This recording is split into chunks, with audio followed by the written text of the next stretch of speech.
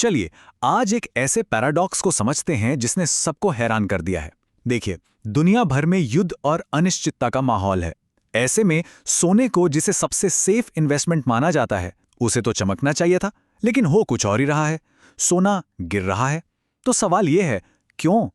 ये सवाल आज हर इन्वेस्टर के मन में है। जो हम हमेशा से सुनते आए हैं, उसके हिसाब से तो सोने की डिमांड बढ़नी चाहिए थी, पर बाजार की कहानी कुछ और ही चल रही है। आइए इस पहेली को सुलझाते हैं। यहाँ उम्मीद और हकीकत के बीच एक सीधी टक्कर है। मतलब उम्मीद तो यही थी ना कि मुश्किल वक्त में सोना ही तो साथ देगा, एक सेफ हेवन बनेगा।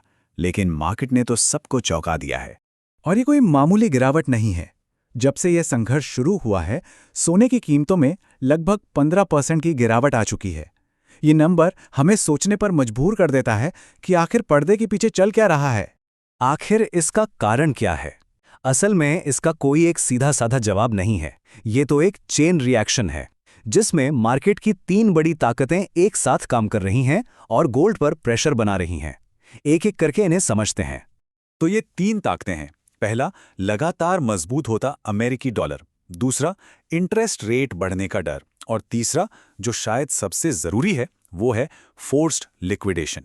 अब इसका मतलब क्या है? सीधा सा मतलब है कि जब इन्वेस्टर्स को दूसरे मार्केट्स में, मान लीजिए स्टॉक मार्केट में, भारी नुकसान होता है, तो उन्हें वो घाटा पूरा करने के लिए मजबूरी में अपना सबसे सेफ एसेट यानी सोना बेचना पड़ जाता है।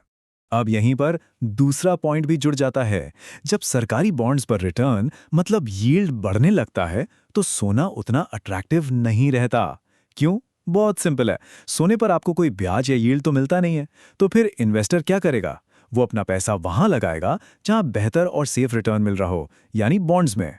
देखिए, जब मार्केट में हर तरफ अफरा तफरी हो, तो एक ही चीज सबसे जरूरी हो जाती है, कैश। Cash is king. जब दूसरे इन्वेस्टमेंट्स में भारी नुकसान हो रहा हो, तो इन्वेस्टर्स को फौरन कैश चाहिए होता है, लिक्विडिटी चाहिए होती है अपने घाटे पूरे करने के लिए। और उस कैश के लिए उन्हें अपनी सबसे कीमती, सबसे सेफ चीज सोना भी बेचना पड़ता है। अब यहां से ये पूरा एनालिसिस और भी दिलचस्प हो जाता है। ये तीनों ताकतें अलग अलग काम नहीं कर रही। नहीं, ये एक अदृश्य मशीन का हिस्सा है, एक ऐसा लूप जो तेल, डॉलर और सोने को एक साथ जोड़ता है। इस पूरी मशीन को समझने की जो चाबी है, उसे कहते हैं ऑयल शॉक पैराडॉक्स। यह एक बड़ी अनोखी सिचुएशन है। नॉर्मली क्या होता है, तेल की कीमतें बढ़ती हैं तो सोने के लिए अच्छी खबर होती है, लेकिन इस बार सब उल्टा हो रहा है। तेल की बढ़ती कीमतें डॉलर को मजबूत कर रही हैं और सोने को ही नुकसान पहुंचा रही हैं। तो स्टेप 1, लड़ाई की वजह से तेल की सप्लाई में दिक्कत आती है और कीमतें बूम $100 प्रति बैरल के पार चली जाती हैं। स्टेप 2, अब क्योंकि पूरी दुनिया में तेल का बिजनेस यूएस डॉलर में होता है, तो अचानक से डॉलर की डिमांड आसमान छूने लगती है। हर किसी को डॉलर चाहिए। स्टेप 3, अब ये डॉलर आएगा कहां से? तो देश और बड़ी बड़ी कंपनियां अपने एसेट्स बेचना शुरू कर देती हैं, जिसमें उनका गोल्ड रिजर्व भी शामिल होता है। और स्टेप 4, जो कि फाइनल ब्लो है, सोने की जबरदस्त बिकवाली से उसकी कीमत नीचे आ जाती है और उधर डॉलर की भारी डिमांड उसे और भी ज्यादा मजबूत बना देती है। और ये बात पूरी सिचुएशन को एकदम साफ कर देती है। जब संकट बहुत बड़ा हो, तो देश लॉन्ग टर्म स्ट्रैटेजी भूल जाते हैं। वो फोर्स्ड सेलर्स यानी मजबूर विक्रेता बन जाते हैं। वो बस उस वक्त जिंदा रहने के लिए जो जरूरी होता है वो करते हैं, फिर चाहे उसके लिए उन्हें अपना सबसे कीमती सोना ही क्यों ना बेचना पड़े। लेकिन एक मिनट, इस पूरी अफरा तफरी के बीच जो बड़े खिलाड़ी हैं, मतलब सेंट्रल बैंक्स, वो क्या कर रहे हैं? उनकी कहानी आम इन्वेस्टर्स की घबराहट से बिल्कुल अलग है। एक तरफ है आम रिटेल इन्वेस्टर्स जो पैनिक में सोना बेच रहे हैं, गोल्ड ईटीएफ से अपना पैसा निकाल रहे हैं, और दूसरी तरफ हैं दुनिया के सेंट्रल बैंक्स। वो इस गिरावट को एक मौके की तरह देख रहे हैं और चुपचाप सोना खरीद रहे हैं, जमा कर रहे हैं।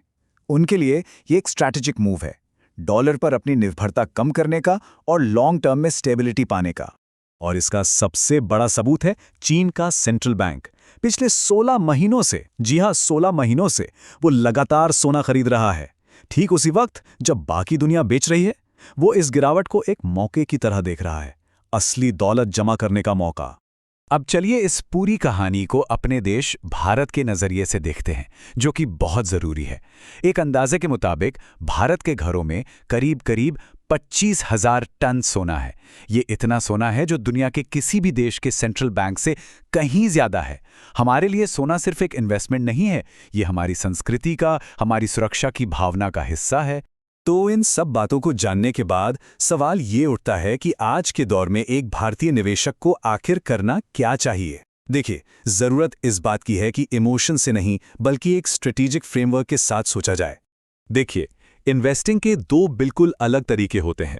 एक है शॉर्ट टर्म पैनिक वाला तरीका, ये सिर्फ हेडलाइंस और डर के हिसाब से चलता है और नतीजा अक्सर कम दाम पर बेचना और फिर महंगे में खरीदना। दूसरा तरीका है लॉन्ग टर्म स्ट्रेटेजी। ये मार्केट के फंडामेंटल्स और इतिहास को समझकर चलता है। ये लोग गिरावट को खरीदने का एक सुनहरा मौका मानते हैं और फिजिकल गोल्ड या सॉवरेन गोल्ड बॉन्ड्स जैसे लॉन्ग टर्म तरीकों पर फोकस करते हैं। तो इस पूरी बातचीत से हमें क्या सीखना चाहिए? कुछ बहुत जरूरी बातें हैं। पहली, मार्केट में कैश की कमी एक शॉर्ट टर्म प्रॉब्लम है, ये सोने की लॉन्ग टर्म वैल्यू को खत्म नहीं करती। दूसरी बात, इतिहास उठाकर देख लीजिए, युद्ध के बाद महंगाई बढ़ती ही है और बढ़ती महंगाई सोने के लिए हमेशा अच्छी रही है। तीसरी, मार्केट के शोर और भीड़ के पीछे मत भागिए, इसके बजाय ये देखिए कि जो बड़े स्ट्रेटेजिक खिलाड़ी हैं वो क्या कर रहे हैं। और सबसे जरूरी बात, हफ्तों या महीनों में नहीं, सालों में सोचिए। तो आखिर में सबसे बड़ा सवाल यही है कि मार्केट की इस हालत को कैसे देखा जाए। क्या ये डर में आकर बेचने का समय है या फिर चुपचाप इसे जमा करने का? और इसी एक सवाल का जवाब किसी भी इन्वेस्टर का भविष्य तय करेगा।